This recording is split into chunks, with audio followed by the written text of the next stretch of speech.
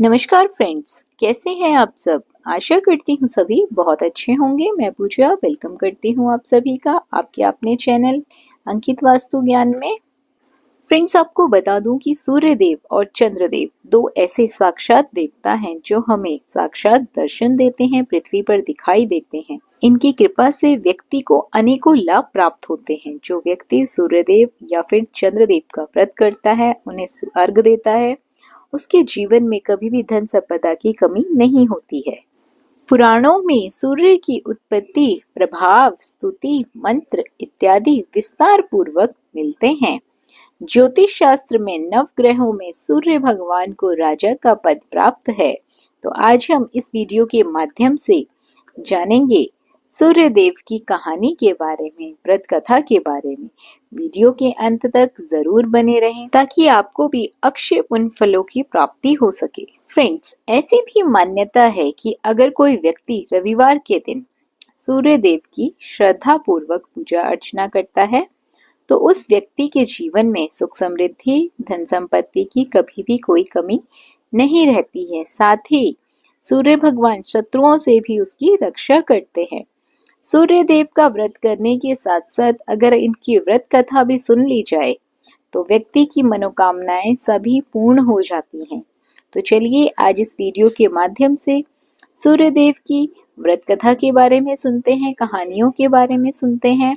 प्राचीन काल की बात है, एक गांव में एक ब्राह्मण रहता था। वह ब्राह्मण सूर्य भगवान का बहुत बड़ा भक्त था। हर रोज सुबह सूर्योदय से पहले उठकर नहाता धोता, सूर्य भगवान की कहानियां सुनता और सुनाता।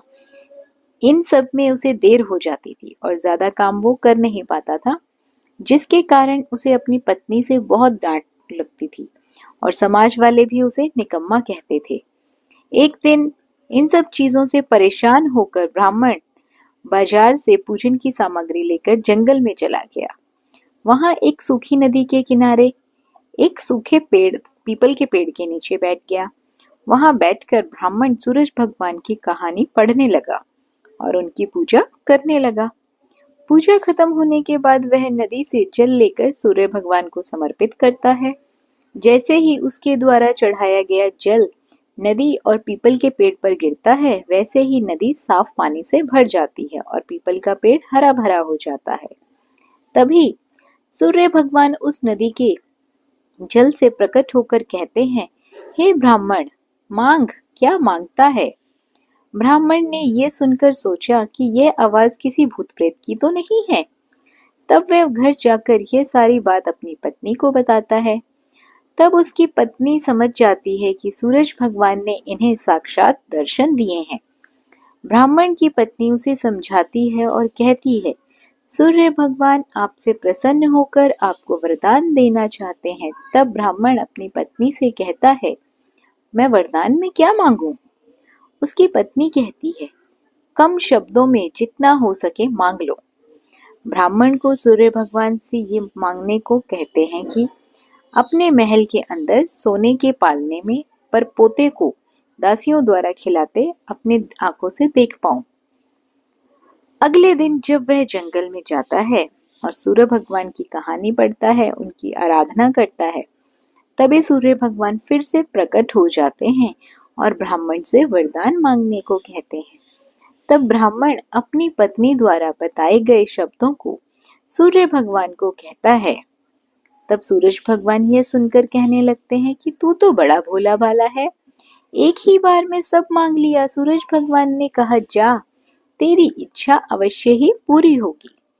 ब्राह्मण जब जंगल से वापस अपने घर को आता है तो देखता है कि उसकी टूटी फूटी झोपड़ी महल बन गई है और उस महल में दास दासियां आ जा रहे हैं। ब्राह्मण पास में बैठी हुई एक बूढ़ी महिला से पूछता है, यहाँ तो मेरी झोपड़ी हुआ करती थी। उसी समय महल की खिड़की से एक सुंदर सी महिला गानों और सुंदर कपड़ों में लदी हुई बाहर आती है और ब्राह्मण से आके बोलती है, आ जाओ, यह अपना ही घर है। सूरज भगवान ने तुम्हारी मनोकामना पूर्ण कर दी है। इतना धन देखकर ब्राह्मण ने उस महिला से कहा, इतना धन का हम क्या करेंगे। तभी उसकी पत्नी ने कहा, धन से क्या नहीं होता है, दान पुण्य यज्ञ हम करेंगे। फिर ब्राह्मण ने अपने धन का इस्तेमाल पूजा पाठ और पुण्य कार्यों में करना शुरू कर दिया। अब सभी गांव वाले राजा की जगह उस ब्राह्मण का गुणगान करने लगे। राजा ने यह सब सुनकर ब्राह्मण को बुलाया और पूछा, कल तक तो आपके पास खाने को भी नहीं था, आज इतना सब कुछ धन कहाँ से आ गया? कहाँ से चोरी किया, कहाँ डाका डाला? ब्राह्मण ने कहा, यह सब तो भगवान सूर्य देव की कृपा और सारी कहानी इन सभी का फल है। उसने सारा वृतांत राजा को बता दिया। राजा ने यह सुनकर उसने भी सूर्य भगवान की कहानी सुनने लगा, सूर्य भगवान की पूजा आराधना करने लगा, जिससे सूर्य भगवान ने राजा को एक सुंदर सा पुत्र दिया और उसका परिवार सुख से भर दिया। दूसरी कहानी इस प्रकार है। एक समय की बात है, सूर्य भगवान की रानी के मायके से खबर आती है, परंतु रानी का जाने का मन नहीं था। सूर्य नारायण भगवान रानी को यह कहकर मायके जबरदस्ती भेज देते हैं कि जाओ, मैं आपके लिए अच्छी अच्छी वस्तुएं भेजूंगा। तत्पश्चात राणा दे अपनी पियर चली जाती है। कुछ दिनों बाद सूर्य नारायण भगवान राणा दे के लिए चौपड़, पासा, पचेटा, आटी डोरी आदि वस्तुएं भेज देते हैं। सूर्य भगवान की रानी राणा दे की भाभियां मजाक करने के इरादे से चौपड़, पासे, खिलौने आदि सब सामान निकाल लेती है और उनके स्थान पर कंकड़, पत्थर, कांटे भर देती है और सारे डिब्बे वापस बंद कर देती है। सूर्य भगवान की महारानी राणा दे जब ये सब देखती है तो हाथ में डिब्बे में डाले तो उनके हाथ में कांटे चुभ गए। फिर तो उनकी भाभियां हंसने लगी और राणा दे को गुस्सा आ गया। कुछ दिनों बाद जब सूर्य नारायण भगवान राणा दे को लेने पधारे तो राणा दे ने सूर्य भगवान से बातचीत भी नहीं की। राणा दे जब ससुराल गई तो वहां भी किसी से बात नहीं करी। सूर्य नारायण ने अपनी माता जी से पूछा कि माताजी, राणा दे आपसे बातचीत करती है क्या? उनकी माताजी ने कहा, नहीं बेटा, राणा दे जब से ससुराल वापस आई है उसके बाद से ही बातचीत नहीं करती है। सूर्य नारायण कहते हैं कि माताजी, आप आज उनको बोलना कि साल चावल की बोरी पड़ी है, साल में से चावल निकाल दे, परंतु ऐसा करते समय चावल टूटने नहीं चाहिए, साबुत निकालने चाहिए। अब राणा दे तो रोने लगी। रोते रोते ही वो छत पर चली गई और उन्होंने चिड़ियाओं को बुलाया। राणा दे चिड़ियाओं से कहने लगी कि मैंने कभी तुम्हें चुग्गा डाला होगा, अब तुम इन चावलों को छिल दो। ढेर सारी चिड़ियाएं सारे के सारे चावल छिलकर उड़ जाती है। सूर्य नारायण ने फिर माताजी से पूछा, माताजी, राणा दे बोली क्या? माताजी कहती है कि नहीं बेटा, वो तो कुछ भी नहीं बोली। सूर्य नारायण फिर बोलते हैं कि माताजी, अब आप उसको कहना कि 108 छेद वाली मटकियों में उनमें पानी भर दे। राणा दे तो वापस से रोने लगी। तालाब पहुंचकर भी वह रोने रही थी। उनको रोता देखकर मेंढकियां आई और उनसे पूछती हैं कि आप क्यों रो रही हैं? राणा दे ने कहा कि सासू जी ने 108 छेदों वाली मटकियों में पानी भरने को कहा है, इनमें पानी कैसे टिकेगा? मेंढकियां बोलती हैं कि आप चिंता मत करो, हम छेद पर चिपक जाएंगे, फिर आप आसानी से पानी भर लेना। फिर क्या था, मेंढकियां तो छेद पर चिपक गई और राणा दे ने मटके में पानी भर लिया। उस दिन भी सायंकाल में सूर्य नारायण भगवान अपनी माताजी से पूछते हैं कि राणा दी बोली क्या? उनकी माताजी कहती है कि नहीं बोली।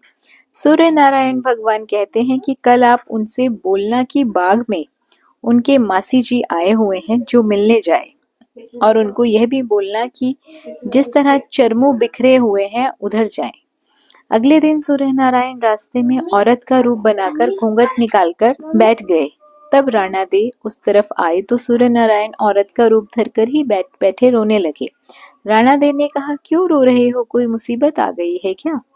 आगे राणा दी बोली कि मेरे जितनी मुसीबत हो तो क्या करोगे? सूर्य नारायण बोले कि आपको क्या मुसीबत है? राणा दी बोले कि क्या बताऊं, मैं पियर नहीं जा रही थी, फिर भी इन्होंने मुझे जबरदस्ती भेजा और बोला कि मैं अच्छी अच्छी वस्तुएं और इनाम भेजूंगा, और डिब्बों में इन्होंने कंकर, कांटे, पत्थर भरकर भेज दिए। मैंने जैसे ही वस्तुएं देखने के लिए डिब्बों में हाथ डाला तो मेरे हाथों में कांटे चुभ गए। मेरी भाभियां मेरा मजाक बनाने लगी। थोड़े दिनों बाद जब वापस आई ससुराल में, फिर साल में से मुझे चावल निकालने को बोला गया और कहा कि चावल का दाना टूटना नहीं चाहिए। फिर मुझे 108 छेद वाली मटकियों में पानी भरने के लिए कहा। अब आप ही बताओ, छेद वाली मटकियों में पानी कैसे ठहरता? वो तो मटकियां मटके के अंदर चिपक गई तो मैंने पानी भरा। ये कहते ही राणा दे जोर जोर से रोने लगी। फिर तो सूर्य भगवान ने राणा दे का हाथ पकड़ा और अपना असली स्वरूप में आ गए। सूर्य भगवान बोले, चुप हो जाओ राणा दे, मैंने तो डिब्बों में चौपड़, पासा, आती, डोरा, मिठाइयाँ और अच्छी अच्छी वस्तुएं भेजी थी। आपकी भाभीियों ने ही मजाक किया होगा, मैंने नहीं किया। यह बात आप मुझे पहले ही बता देते तो आपको इतनी मुसीबतें झेलनी ही नहीं पड़ती। पुराने समय की बात है, सूर्य नारायण भगवान की जो माता जी है, वो एक दिन प्रजापति के पास जाती है और बोलती है कि हे प्रजापति, हमें 2 पर्दे वाली हांडी बना के दे दो। प्रजापति उन्हें वैसी ही हांडी बनाकर दे देता है। एक में तो वो मीठी खीर बनाती थी और एक में खट्टी और खारी राब बनाती थी। ऐसा करते काफी महीने बीत गए। राणा दे तो बहुत कमजोर हो जाते हैं। सूर्यदेव भगवान ने एक दिन राणा दे से पूछा, आजकल आप बहुत ज्यादा दुबले हो गए हो, क्या बात है? राणा दे बोलते हैं कि क्या करूं, मुझे खाना नहीं भाता है, खारा और खट्टा लगता है। सूर्य नारायण भगवान कहते हैं कि नहीं, अपने तो प्रतिदिन मीठी खीर बनती है। राणा दे कहते हैं मुझे तो वह खट्टी और खारी लगती है। दूसरे दिन सूर्य नारायण जी की माता जी थालियां परोसती है। राणा दे चक्कर थाली सरका देते हैं। सूर्य नारायण जब उन्हें ऐसा करते हुए देखते हैं तो वो अपनी माता जी से कहते हैं कि माँ, थोड़ा जल भरना। उनकी माता जी जैसे ही जल लेने जाती हैं तो इतने देर में सूर्य नारायण थालियां बदल देते हैं। सूर्य नारायण जब राणा दे की थाली से खाते हैं तो उन्हें भी खट्टी और खारी लगती है।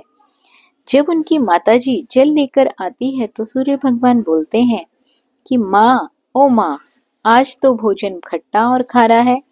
माताजी कहती है, नहीं बेटा, हमने तो तुम्हारे लिए मीठी खीर रखी थी, कहीं तुमने राणा दे की थाली तो नहीं खा ली? सूर्य भगवान बोलते हैं कि माँ, ए माँ, ऐसा अलग अलग भोजन क्यों बनाया? माताजी कहती है कि बेटा, हमारे सास बहू में तो ऐसा चलता है। सूर्य नारायण बोलते हैं कि नहीं माँ, ऐसा तो दुनिया में ही चलने दो, अपने महलों में ऐसा नहीं चलना चाहिए, सबके लिए एक जैसा ही भोजन बनाना। तब से सास बहू में तेरा मेरा चलने लगा। अगली कहानी इस प्रकार है। सूर्य भगवान प्रतिदिन नगरी में पधारते और सभी जीवों का पालन करते। राणा दे सूर्य भगवान से पूछते कि सुबह सुबह आप धरती लोक पर चले जाते हैं और शाम होते ही सूर्य लोक पधारते हो, पूरे दिन आप धरती लोक में करते क्या हो? तो सूर्य भगवान ने कहा कि मैं सबका पालन पोषण करने जाता हूँ, कीड़ी चींटी को कण देता हूँ, हाथी को मण देता हूँ। राणा दे बोले कि क्या सबको खाने को देते हो? कोई तो बच ही जाता होगा। सूर्य नारायण फरमाते हैं कि कोई नहीं बचता है। राणा दे वापस बोलते हैं कि किसी को बाकी नहीं रखते। सूर्य नारायण बोलते हैं कि मैं किसी को भूखा नहीं रखता हूँ, भूखा उठता है पर कोई भूखा सोता नहीं है। अगले दिन राणा दे नहाकर अपने कक्ष में पधारते हैं और एक चींटी को डिब्बी में बंद कर देती है। राणा दे प्रतिदिन नहाकर भगवान की पूजा किया करती थी और स्वयं कुमकुम चावल लगाती थी। उस दिन भी उसने कुमकुम चावल की बिंदी लगाई और जब राणा दे डिब्बी बंद कर रही थी तब उनकी कुमकुम की बिंदी में से जो चावल लगे हुए थे वो गिर गए। कुछ दाने डिब्बी से गिरे और स्नान किए हुए हाथ मुंह पे से जल की कुछ बूंदें उस डिब्बी में गिर जाती है। राणा दे को पता नहीं चलता कि डिब्बी में चावल और पानी भी चला गया है और राणा दे डिब्बी बंद कर देती है। राणा दे सोचती है कि आज सूर्य नारायण को बताऊंगी कि देखो, ये चींटी तो भूखी प्यासी रह गई है। जब शाम को सूर्य नारायण पधारते हैं तो राणा दे बोलती है कि हे सूर्य नारायण, आप तो कह रहे थे कि आप किसी को भूखा नहीं रहने देते। सूर्य नारायण बोलते हैं कि मैं सही में किसी को भूखा नहीं रहने देता हूँ। तो राणा दे बोलती है कि देखो, ये तो चींटी जो डिब्बे में बंद है सुबह से भूखी प्यासी है। ये सुनकर सूर्य नारायण भगवान राणा दे को कहते हैं कि आप डिब्बी तो खोलो। राणा दे जैसे ही डिब्बी खोलती है तो क्या देखती है कि चींटी के मुंह में चावल के कण हैं और डिब्बी में पानी की बूंदें भी पड़ी हुई हैं। राणा दे को अपनी आंखों पे विश्वास नहीं होता है। वो सोचती है कि हम तो यही सोच रहे थे कि चींटी भूखी होगी, डिब्बी बंद कर रही थी, तब तो इसमें कुछ भी नहीं था। राणा दे हार मान लेते हैं और सूर्य नारायण भगवान से कहते हैं कि मैं मान गई कि आप सभी की मनोकामनाएं पूर्ति करते हैं, सभी को अन्न धन से पूर्ण रखते हैं, आप सभी की पूर्ति कर सकते हैं। तो फ्रेंड्स, ये थी सूर्य नारायण भगवान की कहानियां। सूर्य नारायण भगवान को जो भी एक लोटा जल अर्पित करता है, उनकी छत्र छाया सदैव उन पर बरसती रहती है। सूर्य नारायण भगवान सभी को धन अन्न से परिपूर्ण रखते हैं। आशा करती हूँ ये कहानियाँ आप सभी को पसंद आई होंगी। वीडियो अच्छी लगी हो तो वीडियो को लाइक और शेयर ज़रूर करें। चैनल पर पहली बार आए हैं तो सब्सक्राइब करना बिल्कुल ना भूलिए। बने रहिए आपके अपने चैनल अंकित वास्तु ज्ञान में। धन्यवाद।